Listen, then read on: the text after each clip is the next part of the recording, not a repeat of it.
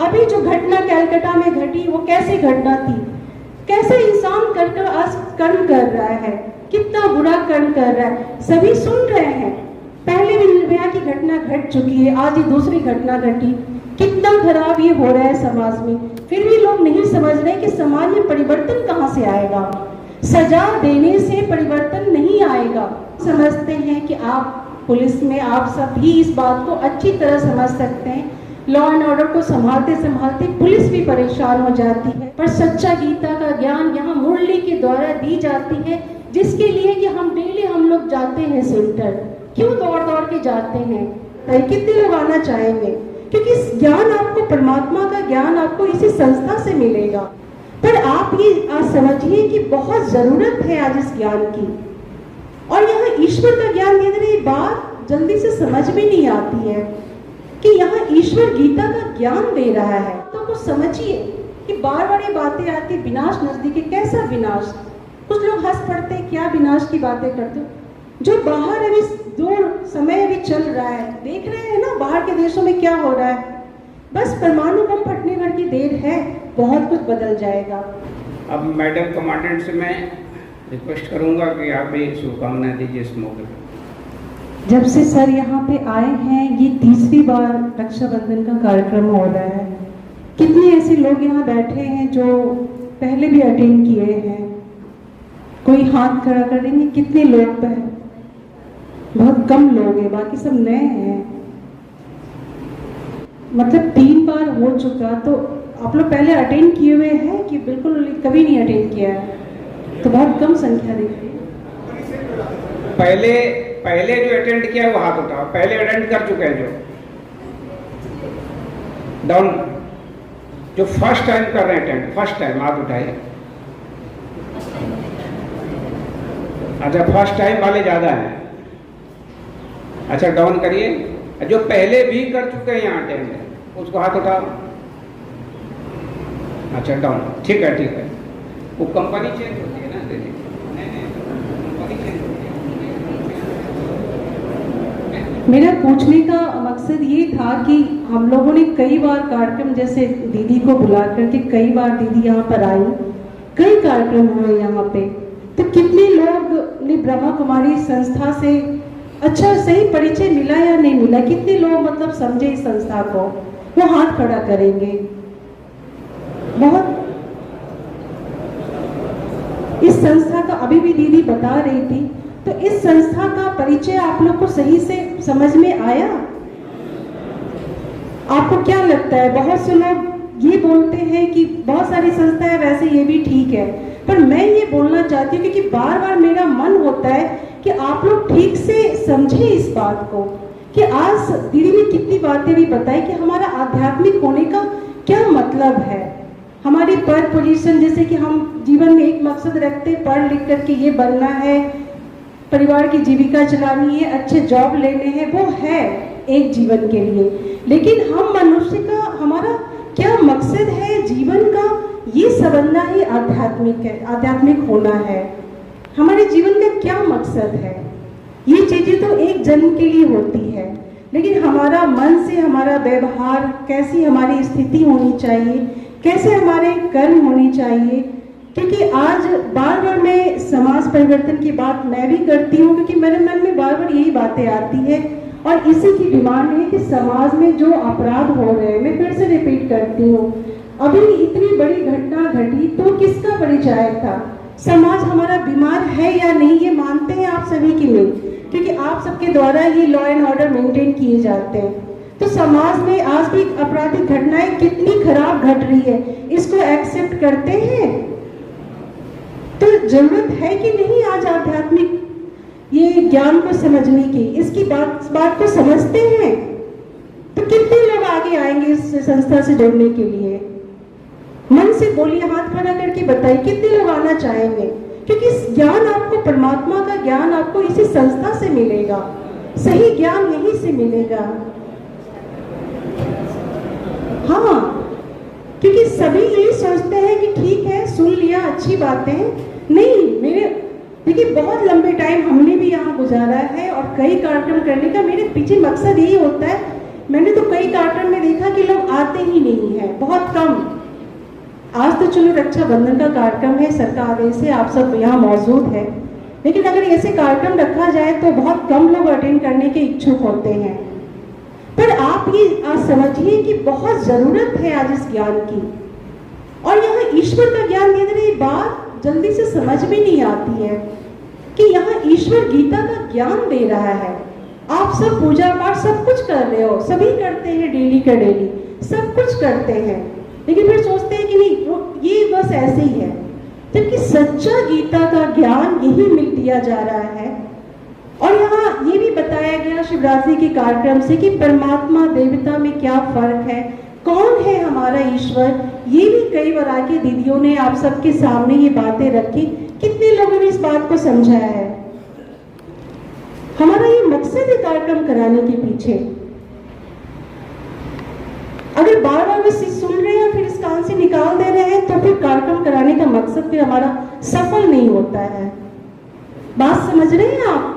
समाज को जरूरत है आज ऐसे ज्ञान की। समाज में कौन रहते हैं? हम ही लोग तो रहते हैं ना। हम सबको आज इस ज्ञान की बहुत जरूरत है। अभी जो घटना कैलकाटा में घटी वो कैसी घटना थी, कैसे इंसान कर आज कर्म कर रहा है, कितना बुरा कर्म कर रहा है, सभी सुन रहे हैं। पहले भी निर्भया की घटना घट चुकी है, आज ये दूसरी घटना घटी। कितना खराब ये हो रहा है समाज में, फिर भी लोग नहीं समझ रहे कि समाज में परिवर्तन कहाँ से आएगा। सजा देने से परिवर्तन नहीं आएगा। सजा तो मिल जाएगी, जिसने जो कुछ किया है पहले भी सजा मिली, लेकिन पहले भी सजा मिलने के बाद दोबारा से वैसी घटना घटी है। तो ये क्या है रहा? समाज में जरूरत है, इस बात को समझिए। आप आगे आइए, अपने परिवार को आगे लाइए, क्योंकि आपके बच्चे आपके भविष्य है, इस समाज के भविष्य है। तो जब परिवार में आप इस ज्ञान को ले जाएंगे तभी तो आपके बच्चे भी जुड़ेंगे, और बहुत जरूरी है इस बात की। कम से कम हम समझते हैं कि आप पुलिस में आप सब भी इस बात को अच्छी तरह समझ सकते हैं। लॉ एंड ऑर्डर को संभालते संभालते पुलिस भी परेशान हो जाती है। तो मैं कि इन सबों का जो हल है ना, वो आध्यात्मिक ज्ञान ही है। कहने को बहुत बातें हैं, समय भी चाहिए, बहुत सारी बातें हैं, लेकिन कई कार्यक्रम यहाँ हो चुके हैं। उसके जरिए जो संदेश जाना चाहिए, मैं चाहती हूँ कि वो सही रूप से जाए। समझ रहे मेरी बात को? तो इस बात पे गौर करिएगा। ये नहीं कि अटेंड किया चल दिए यहाँ से, इस बात को गौर करिएगा। ईश्वर का गीता का ज्ञान यहाँ दिया जा रहा है, और सब जगह ये आपको ज्ञान नहीं मिलेगा। आप गीता नहीं पढ़ पाएंगे, अपने जीवन में नहीं समझ पाएंगे, क्योंकि कई लोगों ने इसको ट्रांसलेट किया है, बहुत सारी बातें चेंज हो गई है।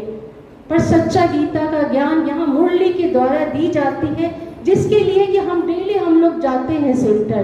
क्यों दौड़ दौड़ के जाते हैं? कहा गया है ना कि कृष्ण जी की मुरली सुनने के लिए गोपियां दौड़ती थी। भावार्थ नहीं समझा हम सभी ने, हम भी नहीं जानते थे। एक्चुअल में ईश्वर जो मुरली चला रहा है ज्ञान की मुरली सुनने के लिए, इसीलिए तो हम दोनों दौड़ दौड़ के डेली जाते हैं। जानते हैं ना सभी क्यों दौड़ते हैं डेली के डेली? बात को समझिए। ऐसा नहीं है कि अरे सर जुड़े हैं ठीक है उनको अच्छा लगता है, ऐसी बात नहीं है। हम चाहते हैं, मेरी दिली तमन्ना है कि आप सब इस बात को समझिए, ठीक है? चलिए, तो बहुत बहुत बधाई। और दीदी आज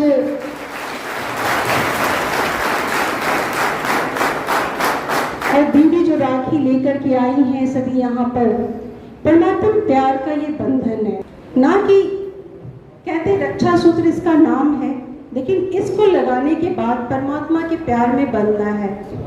परमात्मा प्यार में बंधना है, और ईश्वर के ज्ञान सुनने के लिए दौड़ लगाइए। उस ज्ञान मुरली को सुनने के लिए दौड़ लगाइए, तब हम समझेंगे कि आपने समझा। तो ये रक्षा सूत्र दीदी ने कहा कि हमेशा बांधे रखना है और ईश्वर के करीब समझना है ना? ईश्वर का दिया हुआ, ईश्वर हर समय सामने तो हो नहीं सकता, तो ये धागा हमें बार बार याद दिलाएगा, इस संकल्प हमें बार बार याद दिलाएगा कि हम ईश्वर के साथ हैं, और हर बार उनको याद करते रहेंगे, हमारी बुद्धि चेंज हो जाएगी। फिर ये जो ज्ञान है ना, हम जल्दी जल्दी नहीं समझते हैं, वो समझ में आने लगेगा। जब हम उनसे करीब समय अपने आप को महसूस करेंगे परमात्मा के करीब, तो सारी बातें उनकी जो बता रहे हैं वो समझ में आने लगेगा। हम अच्छे बनेंगे, हमारा समाज बदल जाएगा, सब कुछ अच्छा हो जाएगा। आज जो घटनाएं हो रही है, हम नहीं चाहते हैं ऐसी घटनाएं घटे।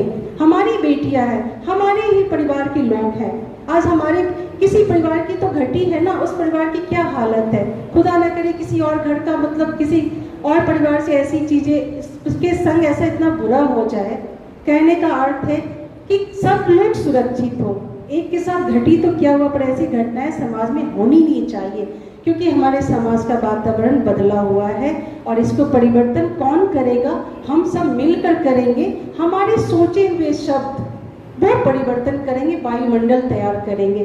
तो इस वायुमंडल को तैयार करने के लिए अकेले से नहीं होगा। आप सबों के शुभ संकल्प, शुभ भावना होनी चाहिए। उसके लिए कहीं जाने की जरूरत नहीं है। आप जहाँ जो कर्म करते हैं, हर कर्म करते हुए मन से हमेशा शुभ भावना देते रहिए। सबके प्रति कल्याण की भावना रखिए। यही हमारा आध्यात्मिक होने का अर्थ है। हम आध्यात्मिक हैं, बाकी तो हम बाद में हैं। कोई जिस पोस्ट पे है, चलो उसका नाम है, आप इंस्पेक्टर हो, आप IPS हो, आप कुछ भी हो, वो बाद में है। पहले हम इंसान हैं, आध्यात्मिक है, और हमसे कोई बुरा कर्म होना नहीं चाहिए।